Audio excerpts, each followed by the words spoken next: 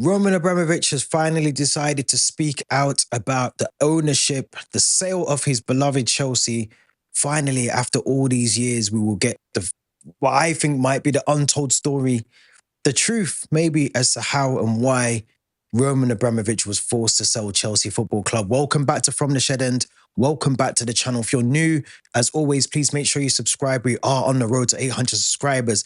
Let's try and get there before the end of the season. There's not long left, so make sure if you haven't already, you smash that subscribe button, you leave your thoughts in the comments, and you also give this video a like. Now, as I said before, Roman Abramovich has been detailed and documented by Nizar Kinsella through the BBC article this morning that Roman Abramovich will be publishing a book. It says here that the former owner of Chelsea Football Club is set to break his silence on his sanctions and the 2022 sale of the club in a new book expected to be released later this summer. The book apparently follows his first interview in 4 years. Those specific details about the book's title, content, or publisher remain unclosed at the moment. It looks like he's going to be talking about the ties to Vladimir Putin, the subsequent sale of the club at 4.2 billion to Todd Boehly and Clear Lake Capital. Now, I'm looking forward to the book. I'm going to be honest. I think we know that Roman doesn't necessarily speak out as much as we would have liked him to have done as the Chelsea owner. I think potentially maybe 2021 was his last interview that I can remember. And I think that the second time was when it was, or maybe even before then, but maybe he definitely spoke about when Frank Lampard was let go at Chelsea as the manager, and he put out the statement himself personally to kind of respect, I suppose, Frank Lampard. So this is not a man that speaks very openly. He's not the Todd Boehly that you'll see on American TV or whatever. Roman Abramovich, and up until the time he sold the club, has kept himself very low key, out of the limelight, doesn't really speak. So for him to be doing this is massive. I think if you're a Chelsea fan, I'm going to put the link to the description, the link to the book in the description. But yeah, listen, I'm looking forward to the book. I really am, because I think we might get some answers. We might get why the sanctions happened the way that they did. There might be some truths in there about Todd Boehly, Clear Lake Capital, Ed Barley. There could be some truths in there about them. I'm hoping he talks about how he was able to buy and obtain a club in the first place, and just give us a bit more of a background as to some of the things that, yes, we probably thought we knew as Chelsea fans, but do we know the full story? Probably not.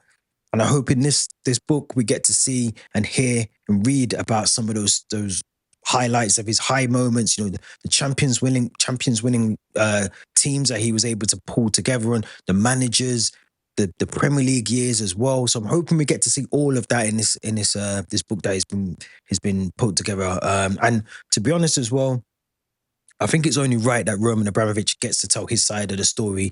A lot of the government at the time were able to tell their truth, their story, as to why he needed to sell the club and the sanctions and the links to Vladimir and Putin.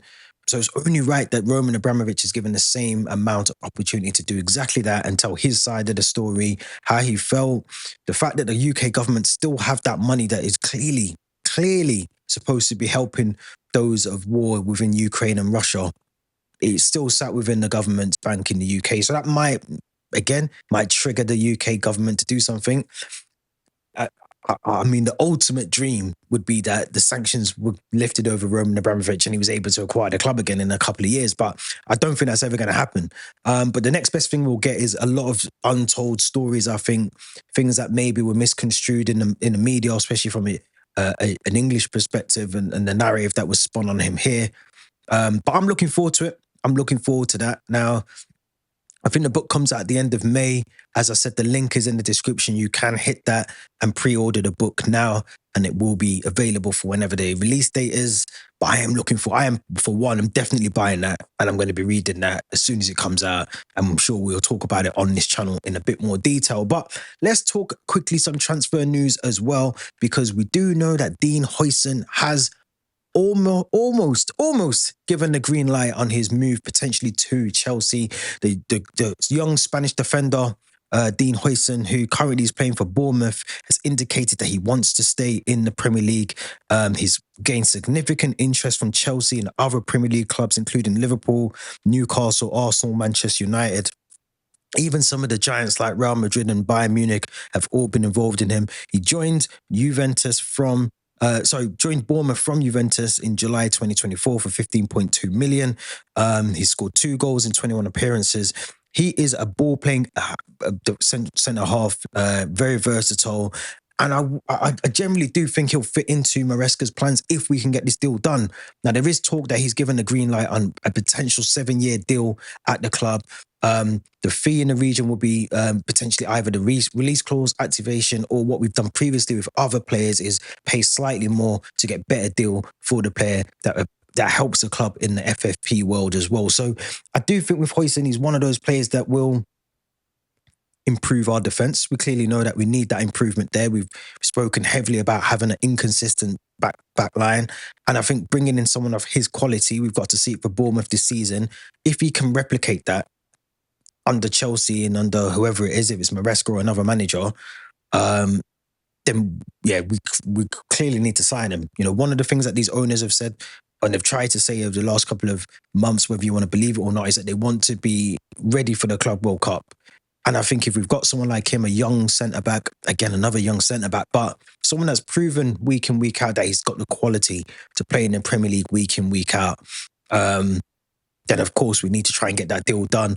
I still think a goalkeeper situation, as we spoke about in yesterday's video, the striker is another massive issue for me, but those things have to be ironed out over the next couple of weeks, especially when the window is ready to open. But if we can get Dean Huijsen over the line, what does it mean for a Disasi, BOMBSHELL, all of those players that we've, obviously Disasi at Aston Villa, but what does it mean for BOMBSHELL? What does it mean for Wesley Fofana?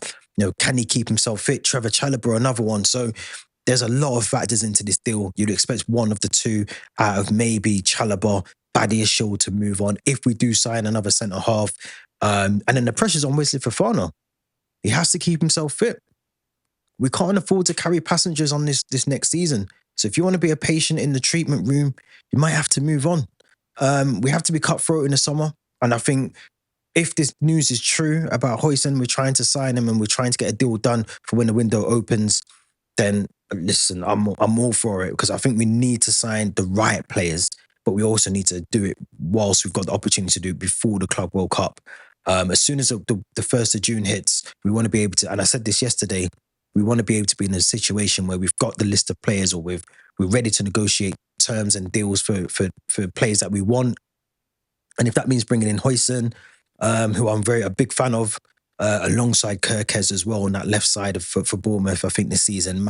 Sells from Forest and goal has been brilliant for them as well. So if we can get some of these deals done that I think we should try and get over the line, then it stands us a good chance to continue that form in the Club World Cup. They're ready for pre-season and they're ready to hit the ground running for the Premier League next season as well. So I'm looking forward to that.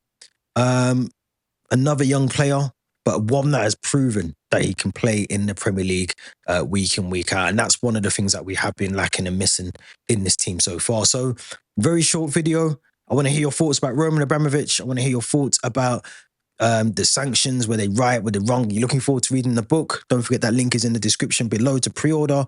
And also Dean Huijsen from Bournemouth potentially signing for Chelsea. Let me know what you think. Don't forget to subscribe, like the video and all the good stuff. And we'll be back tomorrow with another video.